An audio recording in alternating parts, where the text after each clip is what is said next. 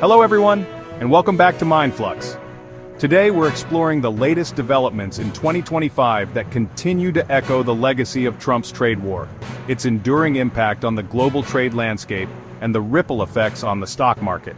In this video, we'll examine the new wave of trade policies reminiscent of Trump-era measures, analyze fresh market data, and discuss what it means for investors.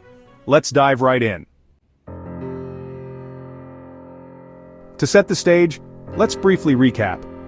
Back in 2018, President Trump's aggressive tariff strategy, aimed to counter unfair trade practices, particularly with China, disrupted global supply chains and shook investor confidence.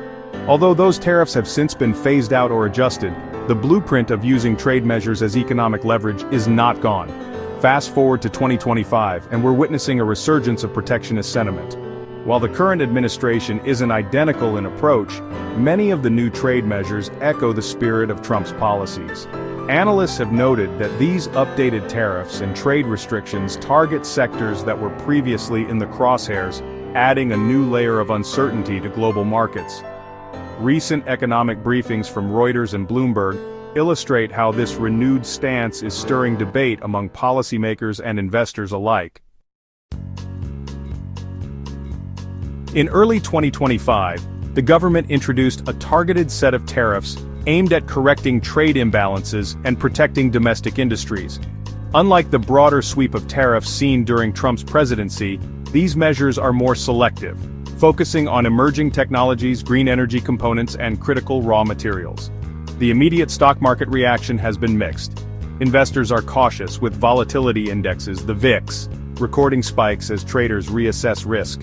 According to data shared by CNBC and confirmed by financial analysts, these policy shifts have created short-term market jitters similar to those experienced during the original trade war. This reaction emphasizes the persistent influence of geopolitical uncertainty on market confidence. Now let's break down how various sectors are faring under these new trade measures. Companies in emerging tech sectors, especially those relying on international supply chains for semiconductors and renewable energy components, are experiencing cost pressures. However, many are quickly innovating by diversifying suppliers and investing in local production. Analysts at Bloomberg point out that while short-term margins are compressed, long-term investments in research and development are positioning these companies for future resilience.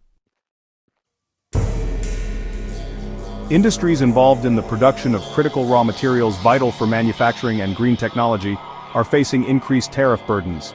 This push has sparked debates on reshoring production and increasing domestic capacity.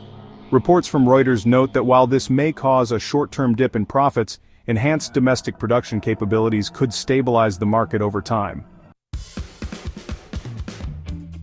Although not as prominently targeted as in previous cycles, select agricultural exports continue to feel pressure from new quotas and trade barriers. The Financial Times explains that while government subsidies and trade negotiations have provided temporary relief, uncertainty remains, influencing crop prices and export volumes. The overall market response reflects a blend of caution and optimism. On one hand, sectors with critical supply chains are reeling from higher costs. On the other, many companies are adapting with innovation and strategic shifts that may provide long-term benefits.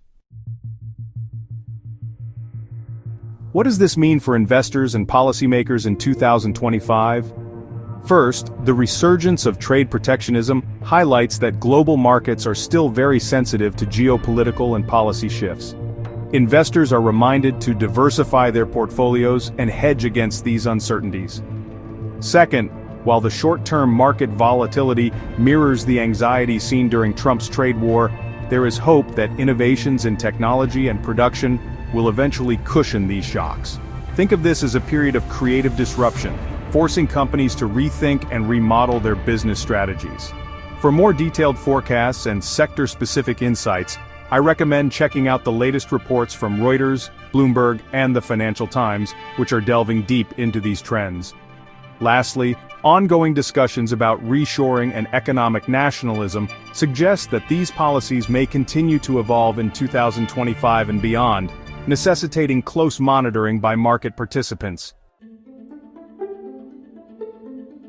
In summary, the legacy of Trump's trade war remains alive in 2025 through a renewed focus on selective tariffs and protectionist policies. While these measures are causing volatility in key sectors, they also stimulate innovation and strategic realignment in the market.